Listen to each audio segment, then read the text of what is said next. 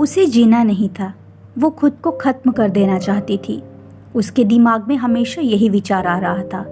उसने डिसीजन ले लिया था, सिर्फ अंत कैसे करे इसके बारे में सोच रही थी। चारों ओर अंधेरा ही था। अपने ही सोच में मग्न पूर्वी नीचे बैठकर बहुत वक्त तक ऐसे ही बैठे फर्श की तरफ एकटक देख रही थी। पति की धोखेबाजी से पूर्वी अंदर से टूट गई थी। उसने बोले हुए वह शब्द पूर्वी के दिल में घाव कर गए थे। इस बार पंकज ने तो हद पार कर दी थी। अब और जीने का कोई अर्थ ही नहीं बचा था। अब खुद को खत्म कर दूं, इसके सिवाय दूसरा विचार उसके मन में नहीं आ रहा था। दोनों बच्चे गहरी नींद में थे। एक नजर उनकी तरफ देखा, उनके सिर पर प्यार से हाथ फेरा। आंखों में आंसुओं की धारा बहने लगी थी। उसने मन में एक दृढ़ निश्चय किया था। रात के 2 बजे थे, हर तरफ बहुत सन्नाटा था और वह धीरे से उठी और दूसरे रूम में गई। गले में फांसी का फंदा डालने ही वाली थी, तभी कुछ गिरने की आवाज आई। पूर्वी का 2 साल का बेटा जोर जोर से रोने लगा। उसी क्षण पूर्वी की 6 साल की बेटी चिल्लाने लगी, मम्मी छोटू बेड से ऊपर से नीचे गिर गया है, तुम कहाँ हो? देखो ना छोटू कितना रो रहा है। पूर्वी भागकर दूसरे रूम में आई और अपने बेटे को उठाकर अपनी गोद में लिया और अपने सीने से लगा लिया। बेटी रोते हुए बोली, मम्मी तुम कहाँ चली गई थी? मुझे बहुत डर लग रहा था। तुम हम दोनों को छोड़कर कहीं मत जाओ, मुझे अकेले में बहुत डर लगता है। पूर्वी अपने दोनों बच्चों को पास लेकर जोर से गले से लगा लिया और रोने लगी। दोनों बच्चे उसके सीने से लिपटकर सो जाते हैं।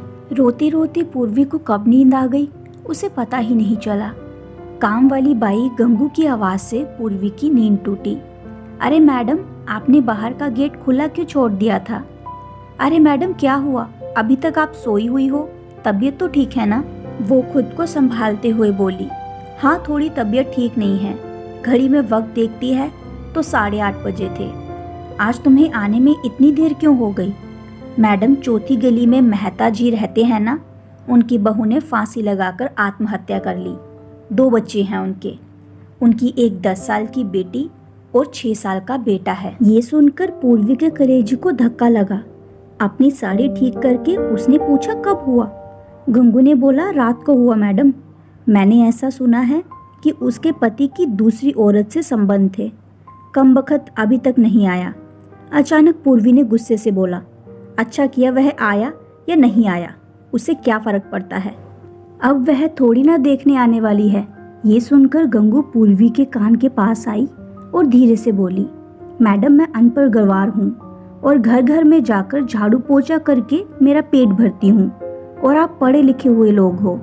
भले ही मैं आपसे उम्र में बड़ी हूँ, जीवन का अनुभव आपसे थोड़ा ज्यादा है।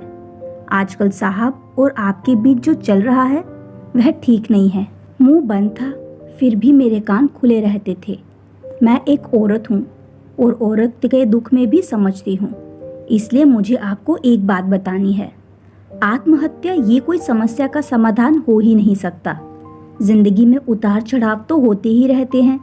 इसका मतलब ऐसा नहीं कि आप अपनी जान दे दो। मैडम जी, कभी कभी आदमी अपना रास्ता भटक जाता है पर अंत में घूमकर अपने ही घर वापस आता है, और जब नहीं आए तो भी क्या फर्क पड़ता है। आप किसके लिए मरना चाहती हो? जो आपको प्यार नहीं करता, जिसको आपकी थोड़ी सी भी परवाह नहीं हो, उसके लिए आप जी नहीं सकती। जो आपसे प्यार करते हैं, जिसको आपकी कदर हो, आपके माता पिता जो आपसे बहुत प्यार करते हैं, आपके बच्चे जिनको आपकी जरूरत है। गंगू का बोलना सुनकर पूर्वी की आंखों में से आंसू की धारा बहने लगी। पूर्वी गंगू को गले लगाकर रोने लगी।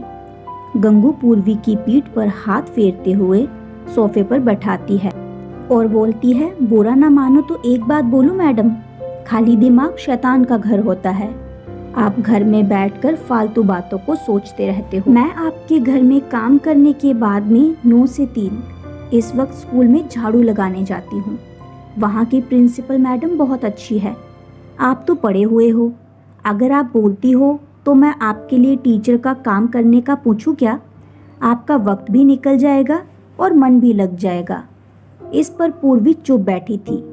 कोई भी जवाब ना मिलने पर गंगू बोली, मैं आपके लिए चाय लेकर आती हूँ, और गंगू काम करने के लिए लग जाती है।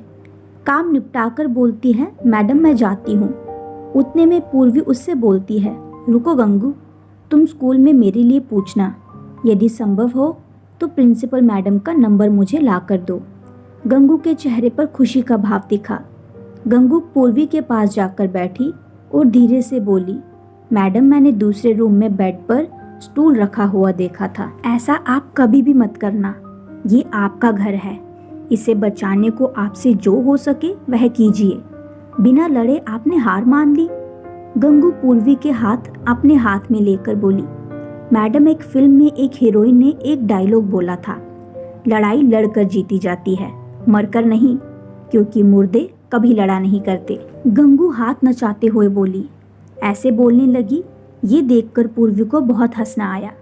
गंगू का बोलना सुनकर पूर्वी का मन हल्का हो गया और उसे एक नई आशा की किरण भी दिखी। वह अलमारी में से अपने सर्टिफिकेट निकालने लगी। दोस्तों, पति पत्नी का रिश्ता ये बहुत स्नेही होता है। भगवान को यही दुआ करती हूँ कि कोई भी पति पत्नी के जीवन में ऐसा मोड़ नहीं आना चाहिए। अगर आया भी तो आत्महत्या ये उसका इलाज नहीं है।